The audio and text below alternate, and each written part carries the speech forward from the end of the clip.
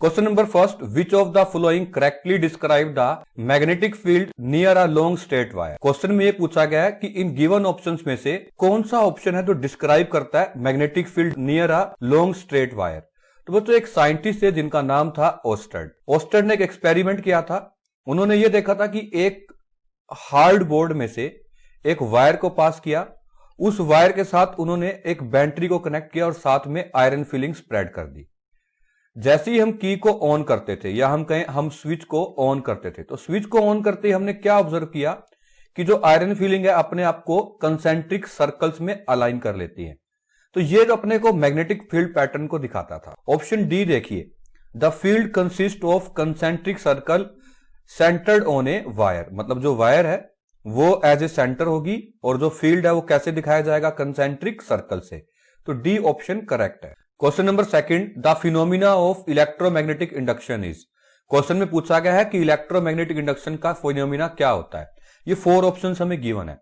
Guys हमने Faraday's के according ये समझ रखा है। माइकल फैराडे एक साइंटिस्ट थे जो अगर मैग्नेट को कॉइल के पास लेके जाते थे या दूर लेके आते थे तो ऐसा करने से करंट इंड्यूस होता था या हम कहें वोल्टेज प्रोड्यूस होती थी। वोल्टेज क्या होती है बच्चों, जिसकी वजह से करंट चलता है। देखो मैग्नेट को अगर कॉइल के पास लेके आ रहे हैं, जो वायर कैसे राउंड राउंड कर रखा है इसको बोलते हैं कॉइल्स। जैसे ही मैग्नेट को कॉइल के पास लेके आते हैं तो देखिए करंट की डायरेक्शन डिफरेंट होती है और अगर हम इस मैग्नेट को दूर लेके जाते हैं तो डायरेक्शन अलग होती है। बट ये फिनोमिना क्या है बच्चों, जब भी कोई मैग्नेट किसी कॉइल के पास जाएगी या दूर जाएगी, मतलब कि रिलेटिव मोशन होना चाहिए, पास जाए या दूर जाए।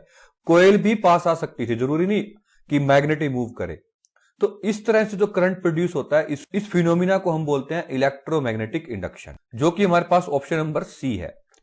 Producing induce current in a coil due to relative motion between magnet and coil. मतलब कि रिलेटिव मोशन का मतलब है यहां पे चाहे तो कोयल मूव करे आगे पीछे या ये मैग्नेट जो थी ये आगे पीछे मूव करे। तो जब जब भी कोयल या मैग्नेट में रिलेटिव मोशन होगा तब तब एक करंट इंड्यूस होगा। इसी फिनोमिना को बोलते हैं electromagnetic induction. Question number third है, the device used for producing electric current is called. जो इलेक्ट्रिक करंट को प्रोड्यूस करती है बच्चों उस डिवाइस को क्या बोलते हैं। ऑप्शन ए है जनरेटर, ये राइट होगा। देखो बच्चों जनरेटर कुछ भी हो सकता था, एसी जनरेटर भी, डीसी जनरेटर भी। अगर यहां पर स्लिप रिंग्स लगी है, जैसे यहां स्लिप रिंग्स लगी हैं, तो हम कहेंगे ये एसी जनरेटर है। ये क्वेश्चन में कहा नहीं करंट एसी है या डीसी है, तो हमारे पास जस्ट जनरेटर है तो हम इसको क्लिक कर देंगे, ये ऑप्शन राइट कर देंगे। अगर गैल्वेनोमीटर होता बच्चों, ये देखो गैल्वेनोमीटर है, गैल्वेनोमीटर इस तरह दिखता है, ये क्या मेजर करता है, ये करंट को मेजर करता है। गैल्वेनोमीटर की नीडल इस साइड भी जा सकती है और इस साइड भी जा सकती है, मतलब राइट में भी जा सकती है और लेफ्ट में भी जा सकती है। बट ये करंट को डिटेक्ट करता है या मेजर करता है, करंट को प्रोड्यूस नहीं करता। एमीटर भी बच्चों करंट को ही डिटेक्ट करता है। बस डिफरेंस क्या है, गैल्वेनोमीटर के लिए स्मॉल करंट होना चाहिए, एमीटर कितने भी करंट को मेजर कर सकता है बट ये करंट को प्रोड्यूस नहीं कर सकता। फिर बच्चों हमारे पास आता है मोटर। मोटर हम देखते हैं घरों में जो हमारे पास पंप लगे होते हैं, जैसे पानी की मोटर होती है जिसे सेंट्रीफ्यूगल पंप बोलते हैं, ये तो बल्कि एनर्जी को लेते हैं, हम इसके साथ इलेक्ट्रिसिटी को कनेक्ट करते हैं, फिर ये मोटर चलती है। ये जनरेट नहीं करती बल्कि कंज्यूम करती है, हेंस ये भी रॉन्ग होगा। तो ऑप्शन ए करेक्ट है। Question number 5 is, at the time of short circuit the current in A circuit. बताना कि जब शॉर्ट सर्किट होता है तो इनमें से क्या ऑप्शन करेक्ट होता है। बच्चों मैं आपको शॉर्ट सर्किट एक बार फिर से समझा देता हूं बहुत अच्छे से। देखो अगर हम इस सेल से इस बल्ब को कनेक्ट कर रहे हैं तो हम कहेंगे हमारा सर्किट वर्क कर रहा है। लेकिन मैंने डायरेक्ट एक वायर ले ली, देखो डायरेक्ट वायर लेने का मतलब क्या है, अब सारा करंट जो है ना, ये एरो देख रहे हो, इन एरो के थ्रू इस वायर से पास होता हुआ वापिस मतलब पूरे सर्किट में ऐसे चलने लग गया। अब ये करंट जो है वो बल्ब में नहीं जा रहा है, इसको हम बोलते हैं शॉर्ट सर्किट। ठीक है, जैसे कि मैं आपको कह दूं हमारे घरों में इस तरह से कनेक्शन होते हैं, देखो प्लग होता है, आप एक वायर का पीस लेके इसके अंदर से लाइव वायर से न्यूट्रल वायर के अंदर डाल दो, तो अब जो करंट है वो हाईली इंक्रीज हो जाएगा, इतना इंक्रीज हो जाएगा कि सर्किट बर्न हो सकता है और फ्यूज जो है वो हमारा उड़ जाएगा। लेकिन इस प्रोसेस को जो बोलते हैं हम शॉर्ट सर्किट बोलते हैं। तो शॉर्ट सर्किट में क्या होता है, करंट जो होता है इंक्रीज होता है heavily, hence option C is correct. Question number 6 is, state whether the following statements are true और फॉल्स। हमें बताना है कि स्टेटमेंट्स ट्रू है या फॉल्स है। ए ऑप्शन है, an electric motor convert mechanical energy into electrical energy. बच्चों क्या मोटर जो है वो मैकेनिकल एनर्जी को इलेक्ट्रिकल एनर्जी में कन्वर्ट करती है? क्या हम कोयल को घुमाते हैं और इलेक्ट्रिसिटी प्रोड्यूस हो जाती है? तो हम कहेंगे नहीं, बल्कि मोटर तो वो है, हमें इलेक्ट्रिकल एनर्जी देनी पड़ती है और फिर जाके वो घूमती है मोटर, मतलब कि मैकेनिकल एनर्जी प्रोड्यूस करती है। So we can say this statement is false. ये स्टेटमेंट फॉल्स है। Motor converts electrical energy to mechanical energy, मतलब कि उल्टा है। तो ये ऑप्शन क्या है, फॉल्स है। बी स्टेटमेंट हमें गिवन है, an electric generator works on the principle of electromagnetic induction. ये स्टेटमेंट ट्रू है माय डियर स्टूडेंट्स। ट्रू कैसे है, ये देखिए, जब भी हम एक नॉर्थ और साउथ पोल लेते हैं और इसके बीच में कोई भी कॉइल को रोटेट कर देते हैं, रोटेट करने से इस कॉइल में ऑटोमेटिक क्या प्रोड्यूस हो जाता है, करंट। आगे का मैं डायग्राम नहीं बना रहा, इसमें स्लिप रिंग्स लगी होती हैं, कार्बन ब्रशेस लगे होते हैं, वो नहीं बना रहा। जस्ट मैं ये बता रहा हूं कि कॉइल को रोटेट करने से क्या हुआ, जो नॉर्थ से साउथ डायरेक्शन के अंदर मैग्नेटिक फील्ड जा रहा था, कॉइल को वो चेंज हो जाता है। और जब जब भी कॉइल में मैग्नेटिक फील्ड चेंज हो और करंट प्रोड्यूस हो जाए, इसी फिनोमिना को तो हम क्या बोलते हैं, इलेक्ट्रोमैग्नेटिक इंडक्शन। तो गाइज हमारे पास ऑप्शन नंबर बी जो है ये ट्रू है। तो हम लिखेंगे फर्स्ट वाले में फॉल्स, सेकंड में क्या लिखेंगे, ट्रू। अगर ज्यादा अपने को एक्सप्लेन करना हो तो इलेक्ट्रोमैग्नेटिक इंडक्शन की डेफिनेशन लिख देंगे, जो कि हमारे पास क्या होती है कि when ever magnetic field link with A coil changes A current induced, this phenomena is called electromagnetic induction. अब आते हैं हम ऑप्शन नंबर सी पे। The field at the centre of long circular coil carrying current will be parallel straight line. ये कह रहा है कि सेंटर ऑफ सर्कुलर कॉइल है, ये इस तरह सर्कुलर कॉइल है बच्चों, और इसके सेंटर पे जो मैग्नेटिक फील्ड होगा वो एक स्ट्रेट लाइन होगा और इस रिंग के पैरेलल होगा। तो ये बात ट्रू है बच्चों। हम किस तरह से इस चीज को देख सकते हैं, देखिए, अगर जो करंट है वो जा रहा है इस डायरेक्शन में, तो हम क्या करते हैं, अपने राइट हैंड को लेते हैं और करंट की डायरेक्शन के अंदर फिंगर को कर्ल कर देते हैं। तो थंब देखिए, या आउटवर्ड आएगा या इनवर्ड। आउटवर्ड आएगा तो हम डॉट से दिखा देते हैं, और अगर इनवर्ड आएगा तो हम क्रॉस से दिखा देते हैं। आप क्या करिए, राइट हैंड की फिंगर्स को करंट की डायरेक्शन में कर्ल करो। जो थंब है वो इनवर्ड पॉइंटेड करेगा। देखो, राइट हैंड अपना राइट हैंड लेके ऐसे फिंगर को कर्ल करना है। कर्ल करने का मतलब, कर्ल करने पे आप क्या देखोगे, थंब जहां जा रहा है इस तरह से आप कर्ल करोगे, थंब कहां जाएगा, इनवर्ड। और अगर ये करंट इस तरह से जा रहा होता तो आप अपने राइट हैंड की फिंगर को करंट की डायरेक्शन के अंदर कर्ल करते, तो थंब है वो बाहर आता, मतलब मैग्नेटिक फील्ड आउटवर्ड है। तो हम क्या कहेंगे कि जो मैग्नेटिक फील्ड है वो क्या होता है, स्ट्रेट लाइन में होता है और इसके पैरेलल होता है। पैरेलल का मतलब इसी प्लेन में होता है। तो हम कहेंगे ऑप्शन जो सी है वो भी क्या है, ट्रू है। ऑप्शन नंबर डी है, a wire with green insulation is usually the live wire of an electric supply. मतलब जो लाइव वायर होती है उसका कलर रेड होता है, या जो नई कन्वेंशन आई है उसके अकॉर्डिंग जो हमारे पास लाइव वायर का कलर है वो डार्क ब्राउन होता है। सो ग्रीन जो कलर है वो लाइव वायर का नहीं होता। So this option is wrong. तो हम लिख देंगे डी ऑप्शन क्या है, फॉल्स है। क्वेश्चन नंबर 4 में हमसे पूछा गया है, the essential difference between AC generator and DC generator is. बच्चों ये देखिए, इस तरह से है ना, जो हमारे पास ये जनरेटर अपने को दे रखा है, इस जनरेटर के अंदर ये बीच में जो कोयल है इसको बोलते हैं आर्मेचर। ये कोयल रोटेट करती है, घूमती है, ठीक है। इसके साथ यहां जो लगा हुआ है इस पॉइंट पे, यहां देखिए, यहां पे स्प्लिट रिंग लगी हुई है। क्या लगी हुई है, स्प्लिट रिंग। स्प्लिट रिंग को हम बोलते हैं कॉम्यूटेटर। और यहां देखिए क्या लगा हुआ है, स्लिप रिंग्स लगी हुई हैं। क्या लगी हुई है, स्लिप रिंग्स। तो बच्चों जो स्लिप रिंग्स होती हैं वो ऑल्टरनेटर के अंदर होती हैं। ऑल्टरनेटर को हम एसी जनरेटर भी बोलते हैं। तो एसी जनरेटर और डीसी जनरेटर में क्या डिफरेंस है, डीसी जनरेटर के अंदर लगी होती है स्प्लिट रिंग या कॉम्यूटेटर, और एसी जनरेटर में लगा होता है स्लिप रिंग्स। तो ऑप्शन डी है ये correct. Question number 7 is, list 2 methods of producing magnetic field. Solution, followings are the methods to produce magnetic field. First is by temporary magnet. Temporary magnet को हम electromagnet भी बोलते हैं। हम क्या करें, जस्ट एक हम नेल ले लें, कील ले लें, इसके ऊपर एक वायर को वाउंड कर दें और इलेक्ट्रिसिटी पास कर दें, तो ये मैग्नेट बन जाएगी। सेकंड है बाय नेचुरल मैग्नेट, जो हमें नेचर में मैग्नेट प्रोड्यूस होती हैं। इस मैग्नेट से भी हम क्या कर सकते हैं, मैग्नेटिक फील्ड प्रोड्यूस कर सकते हैं। थर्ड है by permanent magnet. Permanent magnet क्या होती है बच्चों, ये जो नेल है ये सॉफ्ट आयरन होता है, इसकी जगह हम हार्ड आयरन की बार ले लें और उसके ऊपर एक वायर को वाउंड कर दें और इसमें से करंट पास करें। अब जब हम एक बार करंट पास करके इस वायर को हम हटा देंगे तो ये जो मैग्नेट बच जाएगी ये परमानेंट मैग्नेट हो। और फोर्थ है bye motion of charge. Charge का मोशन करा के भी हम मैग्नेटिक फील्ड प्रोड्यूस कर सकते हैं। इसका सबसे अच्छा एग्जांपल है इलेक्ट्रॉन्स जब अपने ऑर्बिट में रिवॉल्व करते हैं तो वो एक मैग्नेटिक फील्ड बनाते हैं। तो इनमें से कोई भी आप 2 ऑप्शन लिख सकते हो। क्वेश्चन नंबर 8 है, how does a solenoid behaves like a magnet. एक सोलेनोइड मैग्नेट की तरह कैसे बिहेव करता है।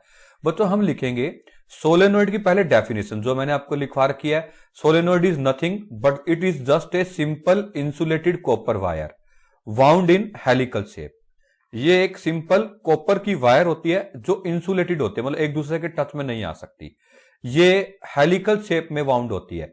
इस शेप को बोलते हैं बच्चों हेलिकल शेप। हेलिकल शेप होती है स्प्रिंग नुमा शेप, जैसे स्प्रिंग की टाइप में हो। तो इसमें जब करंट जाता है तो इसके अंदर मैग्नेटिक फील्ड प्रोड्यूस होता है। मैग्नेटिक फील्ड लाइन अगर हम इसकी ड्रॉ करते हैं तो ऐसे बनती है जैसे कि बार मैग्नेट की बनती है।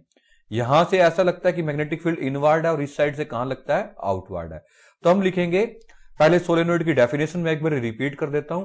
Solenoid is nothing but just a simple insulated copper wire wound in helical shape. It behaves like bar magnet. जब हम इस की को ऑन कर देंगे तो इसमें से बार मैग्नेट की तरह मैग्नेटिक फील्ड बनता है, इसीलिए हम लिख रहे हैं it behaves like bar magnet. पहले इसकी डेफिनेशन लिख देना, फिर लिखेंगे it behaves like bar magnet.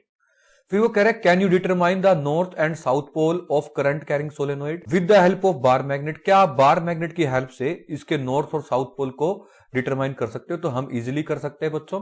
दो मेथड है बच्चों, एक तो ये कि जब पॉजिटिव साइड से जब करंट जा रहा होगा वो साइड बिहेव करेगी हमारे पास साउथ की तरफ और ये करेगी नॉर्थ की तरफ।